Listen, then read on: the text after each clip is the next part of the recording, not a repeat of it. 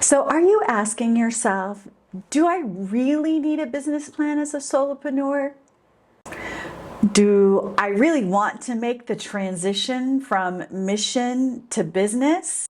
So I'm guessing since you've seen the title of the video, you know my answer.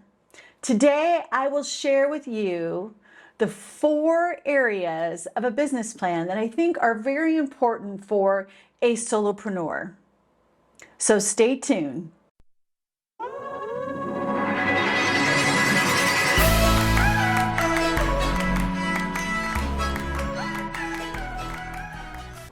Hi, I'm Amanda, and I am a mentor.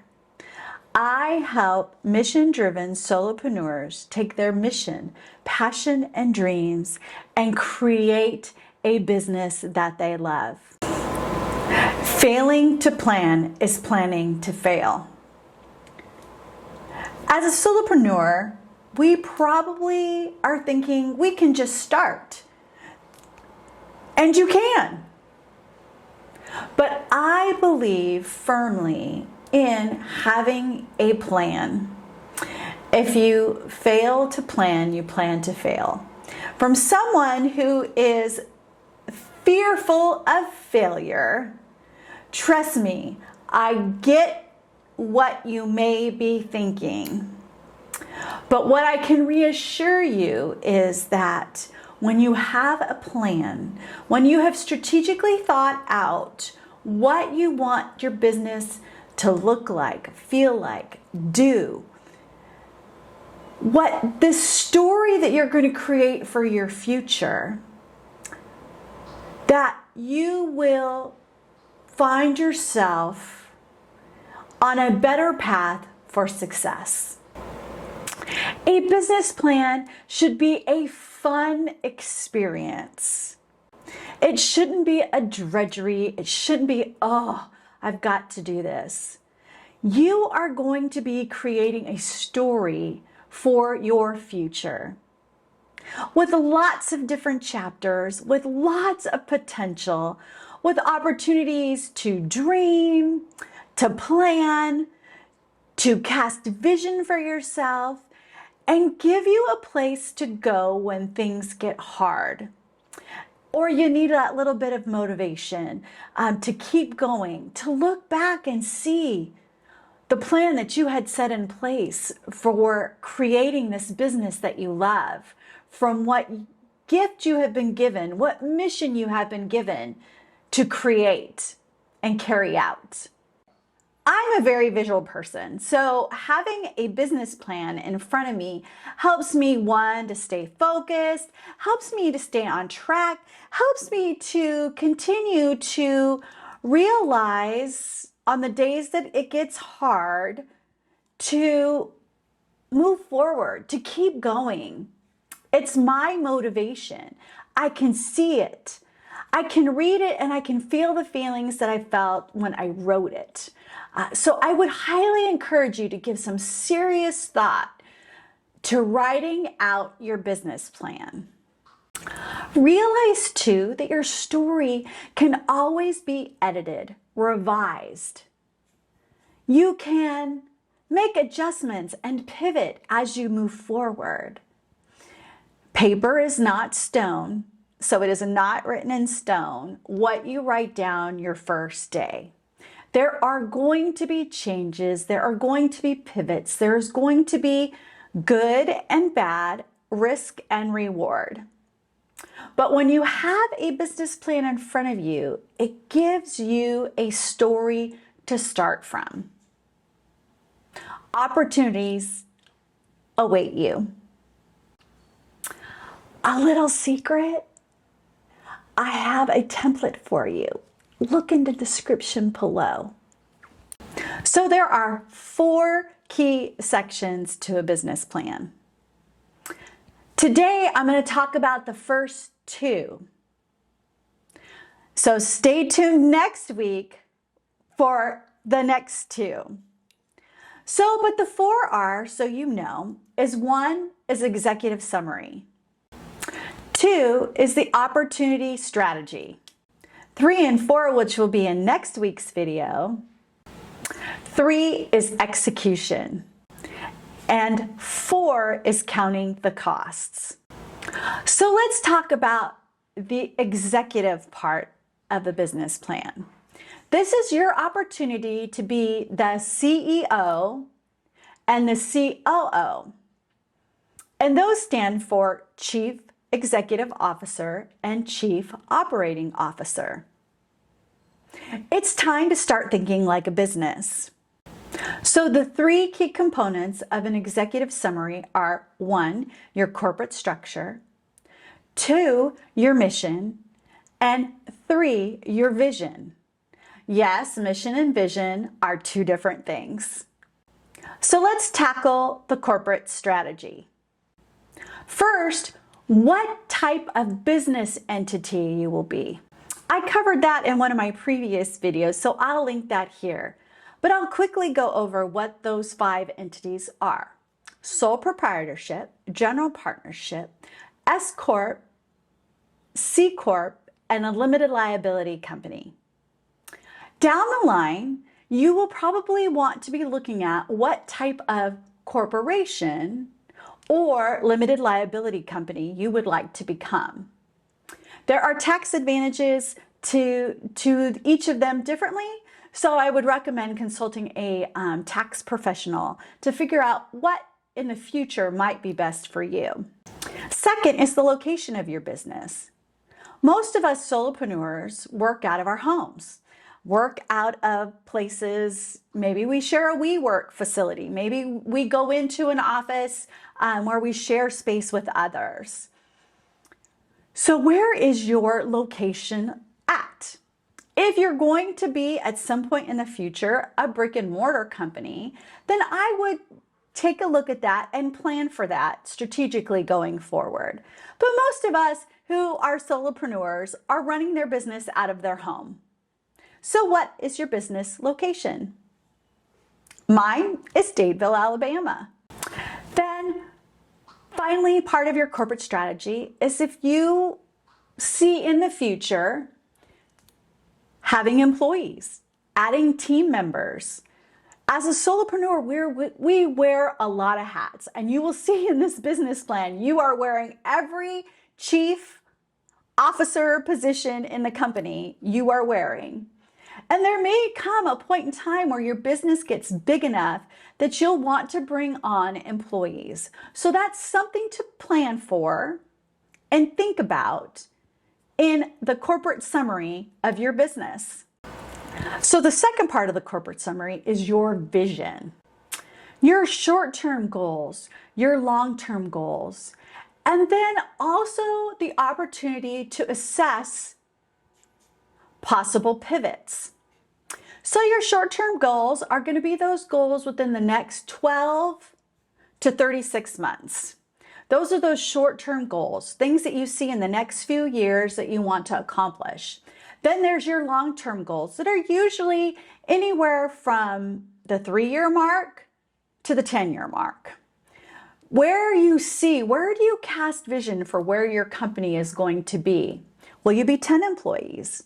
Will you be 15 employees? Will you be 50 employees? Will you be creating multiple products? Will you have multiple streams of revenue? What will long-term look like for you and creating the business that you are going to love? Then part of that is assessing where there might be possible risks or possible opportunities to pivot, which means you can go from being just focused in one specific area and maybe broadening your scope to be bigger than you could have even imagined or expected or planned for. That would be a pivot, a shift in your business. There's a lot of people who experienced a shift during the lockdowns of 2020 and the COVID pandemic. There was a lot of businesses, and there will be a lot of case studies on businesses that had to pivot and change what they were doing to meet with what the current situation was that we found ourselves in. So taking a look and and thinking about those potential risks, those potential changes, those potential pivots that could happen, good or bad, to your business. Then the third piece to the corporate summary puzzle is your mission. Why are you doing this? I said in the beginning, I help mission-driven solopreneurs take their mission, passions, and create a business that they love. So why are you on mission? Why are you creating your business? Who are you creating your business for?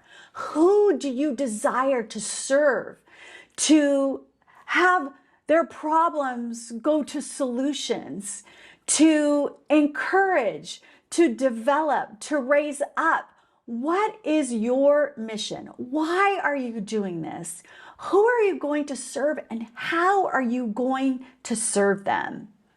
It is all encapsulated in your mission part of your corporate summary. This is the part where I would encourage you to continue to dream, to continue to see big, to hope for big. And so I would just encourage you, as you write out your mission, as you look at the things, the why you're doing this, the who that you're serving, and how that you're going to do it, as you try to think outside the box. You don't have to be kept under a lid. Open up, allow yourself to dream, allow yourself to think big, and really push in, lean in to why you have been called to be on mission. Whatever that looks like, whoever that is to serve. It's an opportunity for you to express it, to write it, to see it.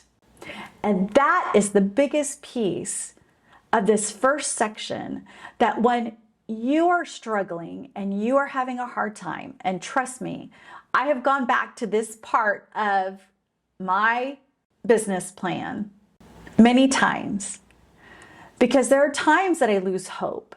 There's times that I get frustrated. There's times that I don't see results. There's times that I get tired and burnt out from doing what God has called me to do. Yet, when I read my mission and I read what God has called me to do, I am reminded, I am renewed, I am refreshed, and I'm ready to move forward again with the plan that God has for me. So that is your executive summary. 1, your corporation summary. 2, your vision. And 3, your mission. All right, so we're halfway through, and I have a question for you. What scares you about writing a business plan? I would love for you to comment down below. That way others can see what scares you, and if it scares them, maybe they can be encouraged that they too can go ahead and write their business plan. So I would love for you to leave in the comments why writing a business plan might scare you. Also, if you are loving this content or you're getting something out of this, I would love for you to hit the like button. And then if you are interested in more content that will help you take your mission, desires, and passions and turn it into a business that you love, I would love for you to hit the subscribe button so that you're updated on when new content is released. All right, so now let's get back into part 2, opportunity. This is where the CSO, the Chief Strategic Officer, and the CCO, the Chief Creative Officer in you, gets to show up. It is part strategic, part creative. Opportunities. So there are 5 sections to look at in your opportunity. So the first section is know your audience. Number 2 is products. Number 3 is services. Number 4 is competitive analysis, and number 5 is what makes you different. So this is an opportunity for that strategic mind and that creative mind to come together. Strategically, you need to know your audience. You need to know the psychographics and demographics of the person that you are trying to serve. Demographics, female, male. Are you serving women, men? Are you serving young women? Are you serving young men? Are you serving older women? Are you serving middle-aged men? Are they professionals? Are they just starting out? Are you looking to help parents? Are you looking to help kids? Are you a counselor and you're wanting to grow your business? You want to look at your demographics, the people, where the person you are trying to serve, your audience, hangs out. Where are they at? Who are they? How old are they? What are their interests? And then there's psychographics. How do they think? How do they feel? Can you relate to them? Can you touch a hurt point or a pain point inside of them and give them hope, give them a solution to a problem that they may have? But you're going to want to know how to touch them, how to help them heal, help them get better, help them move forward. You want to know how they think, how they feel. And that would be the psychographics. So the demographics of knowing the person, the age, gender, where they shop, where they think, where they go, what are their interests, what are their hobbies, and then the psychographics. What do they think? How do they feel? What can I do to help them? So that's where the strategic, the CSO, Chief Strategy Officer part of your brain comes in. Now there'll be another piece of that a little further down the line, but we're going to talk about the CCO, the Chief Creative Officer. This is where you get to dream, have fun, think of new things, and that is with products and services, or just products, or are you a service business? So this is an opportunity to look at some of the things that are available to you to create for your business. Products. There are digital products, which could be ebooks, PDFs, books, Bible studies. There is a plethora of digital products that are out there to help people solve their problem. Some are free, some are paid. So it's just an option to create a digital product. As we move forward and we talk about more business type things, I'll talk about emails and lead generators. And those would be opportunities for you to have free products to start building your email list. But we'll get to that later. Then there is services. Maybe you're a counselor, so you're offering counseling services. You're a coach, you're a mentor, so you have that. There's possibility for group coaching, and maybe you have a monthly subscription. So there are lots of different ways based on what type of business you are going to create to come up with products that would serve your clients and also services that you could offer. And you could have both. Okay, now it's time to put back on the Chief Strategy Officer or the Chief Strategic Officer. And that is where we're going to get into competitive analysis. I know, that sounds like a drag. It sounded like a total drag to me. I'd rather be in Chief Creative Officer mode, much more so than I would rather be in Chief Strategic mode.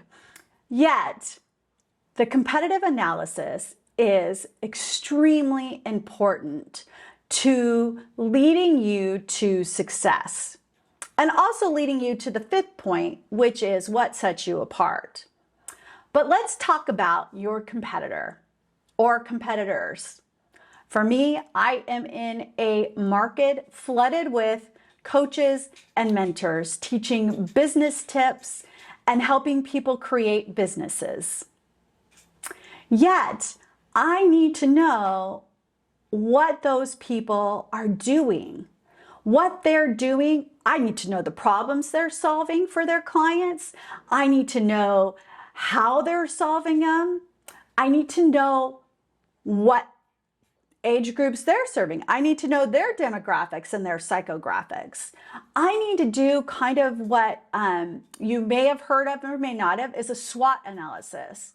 Taking a look at their strengths, their weaknesses, their opportunities, and their threats. So what are their strengths? What are my competitors' strengths? Maybe they have a large video presence, and so their audience is watching and consuming their content. Maybe they're a blogger and they have a lot of written content and have a big audience with the written word. So we need to know who our competition serves, how they serve them, what products and services they offer to them to help solve the problems that they're solving.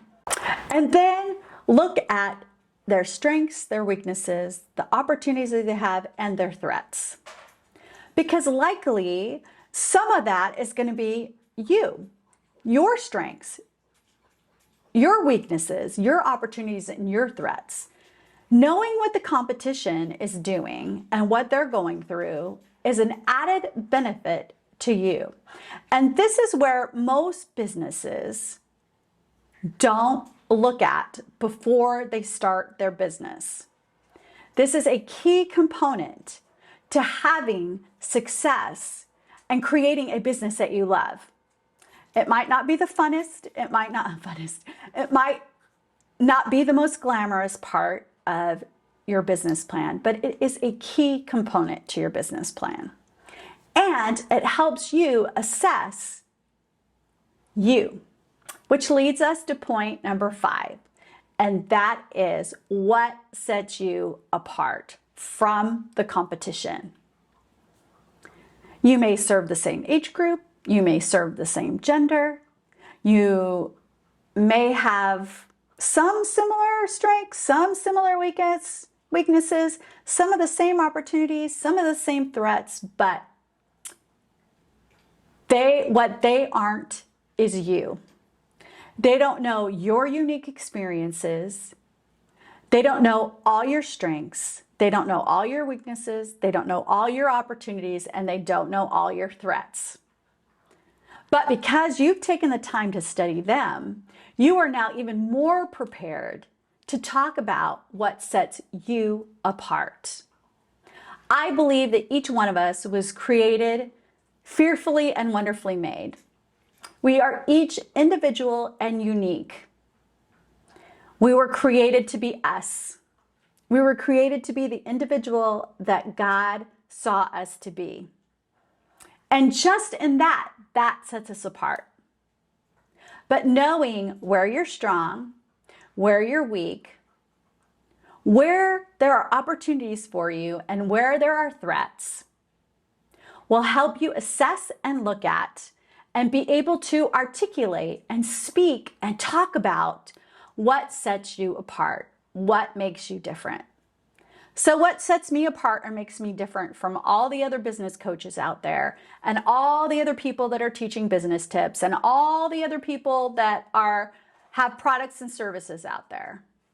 Well, some of the things that set me apart is I'm 53 years old. I've had some experience in life. Some of them are younger entrepreneurs. Some of them have been entrepreneurs all their life. I'm a more recent entrepreneur. I was kind of the person who was like, my kids are out of the house, now what am I supposed to do? And so those are unique experiences to me that set me apart from the other competition. I have a unique style. I'm different from everyone else, just like you're different from everyone else. We might have similar messages, we might have similar visions, we might have similar business, but we are each unique and different.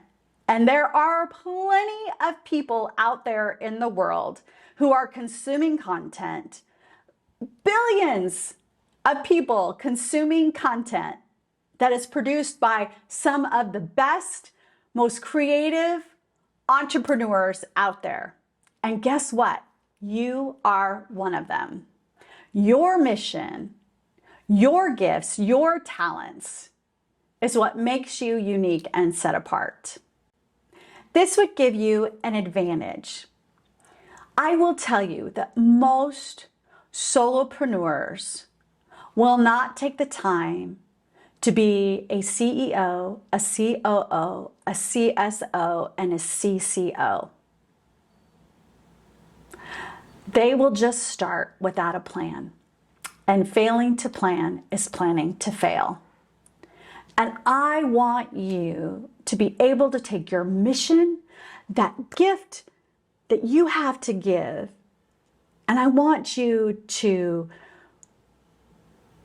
meld your passions and your desires in with that mission so that you create a business that you love, that you are serving people, well, and they are experiencing the gift that you have to give them. I am so thankful for the opportunity that I get to serve you. Don't forget the question of the day. What scares you the most about writing a business plan? Also, in the comments below, if you have any questions or comments or content that you would like to see, it is my deepest desire to serve you and to provide you with information that you need. Again, thank you so much, and I look forward to seeing you next week where we continue on with the business plan. Have a great day.